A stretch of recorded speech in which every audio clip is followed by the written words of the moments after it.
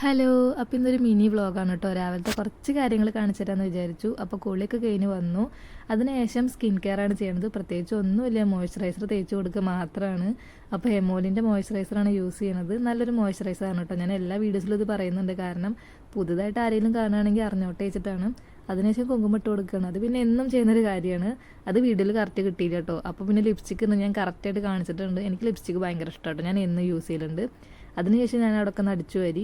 അപ്പോൾ ഞാൻ അടിച്ചു വരിക്ക് തന്നെ നികിത അവിടെ തുടയ്ക്കും, അല്ലെങ്കിൽ നികിത അടിച്ചു വരികയാണെങ്കിൽ ഞാൻ തുടയ്ക്കും. അങ്ങനെയാണ് ഞങ്ങൾ ചെയ്യാറ്. അപ്പോൾ നികിത തുടയ്ക്കുന്ന സമയത്ത് ഞാൻ പുട്ടുണ്ടാക്കാൻ വന്നു. ഇന്ന് പുട്ടും കടലയാണ് കേട്ടോ. അപ്പോൾ കടലക്കറിയൊക്കെ അമ്മ രാവിലെ തന്നെ ഉണ്ടാക്കി വെച്ചിട്ടുണ്ടായിരുന്നു. അപ്പോൾ ഇനി പുട്ട് മാത്രമേ ഉണ്ടാക്കാവുള്ളൂ. അപ്പോൾ പിന്നെ ഞാൻ പുട്ടുണ്ടാക്കാൻ വന്നു.